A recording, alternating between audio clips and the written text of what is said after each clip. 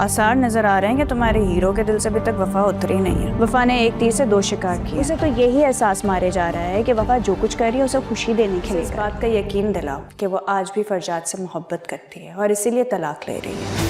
Drama serial غیر میں آپ دیکھیں گے کہ تہذیب کے مجبور کرنے پر وفا آخرکار دادی کے گھر چلی جاتی ہے، لیکن وہاں جا کر وہی ہوتا ہے جو اس نے سوچا تھا۔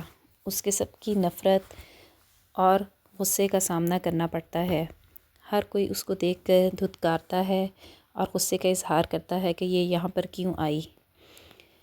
اپنے ساتھ باتیں کرتے ہوئے وہ اس کی مرحومہ ماں کو بھی بیچ میں لپیٹ دیتے ہیں اور اس کی کردار کشی بھی کرتے ہیں۔ ان سب باتوں سے وفا بہت دل گرفتہ ہو جاتی ہے۔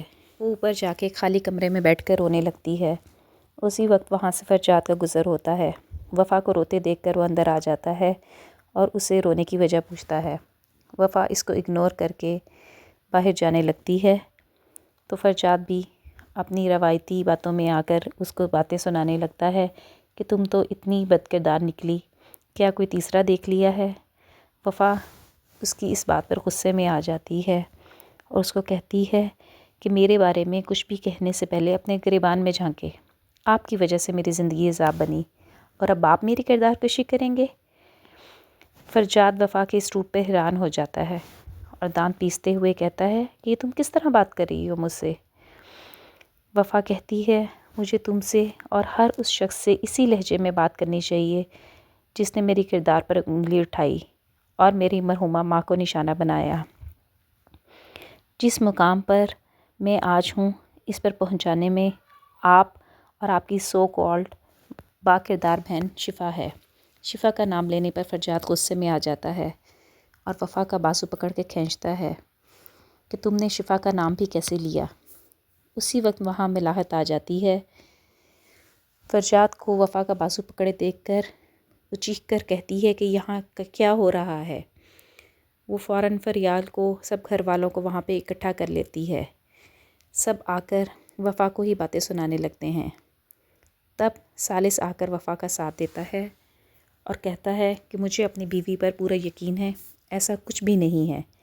فرجاد بھی یہ کہنے کی کوشش کرتا ہے کہ ہاں ایسا کچھ بھی نہیں ہے، آپ سب لوگ غلط سمجھ رہے ہیں، لیکن ملاحت اور سب گھر والے ان کی بات سننے کے لیے بالکل بھی تیار نہیں ہوتے۔ وہ کہتے ہیں ہم نے جو دیکھا ہے اپنی آنکھوں سے دیکھا ہے، ہم اس پہ کیسے یقین نہ کریں؟ ثالث اس کو کہتا ہے بعض اوقات آنکھوں دیکھا بھی ٹھیک نہیں ہوتا، لیکن فریال بیگم یا کوئی بھی ان باتوں کو سننے کے لیے تیار نہیں ہوتا۔ ثالث وفا کو ان سب کے بیچ میں سے نکال کر گھر لے جاتا ہے۔ ثالث کی وفا کے لیے ہمدردی اور کیئر دیکھ کر تحریم ٹھٹک جاتی ہے۔ وہ ان کے جانے کے بعد شفا کو سکھاتی ہے کہ مجھے لگتا ہے کہ تمہارے ہیرو کے دل سے ابھی تک وفا نکلی نہیں ہے، تمہیں اس کے لیے کوئی اور چال چلنی پڑے گی۔ تم فوری طور پہ ثالث کے دل میں یہ بات ڈالو کہ وفا فرجاد کو اور فرجاد وفا کو پسند کرتے ہیں۔ شفا نے کہا لیکن یہ بات تو وہ پہلے سے جانتے ہیں۔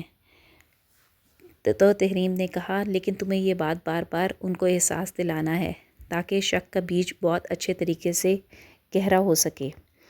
ان کو اس بات کا یقین دلاؤ کہ وفا آج بھی فرجاد سے محبت کرتی ہے اور اسی لیے طلاق لے رہی ہے تاکہ ثالث کا دل وفا سے خراب ہو سکے۔ شفا ثالث کو ریسٹورنٹ میں بلاتی ہے اور اس کو کہتی ہے کہ وفا آج بھی فرجاد بھائی کو اور فرجاد بھائی وفا کو پسند کرتے ہیں، وہ دونوں ایک دوسرے سے شادی کرنا چاہتے ہیں۔ ثالث ان کی بات سن کر حیران ہو جاتا ہے اور کہتا ہے مجھے پتہ ہے اس کے بارے میں اور یہ تو ایک پرانی بات ہے۔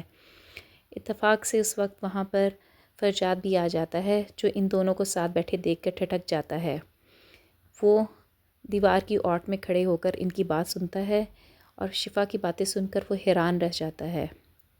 ثالث فی الحال شفا کی باتوں کو سیریس نہیں لیتا اور وہ کہتا ہے کہ یہ ایک پرانی کہانی ہے اور اس ٹائم پر اس میں کوئی بھی حقیقت نہیں ہے، مجھے وفا پر پورا اعتبار ہے، اس لیے اس وقت تم ایسی بات نہ کرو۔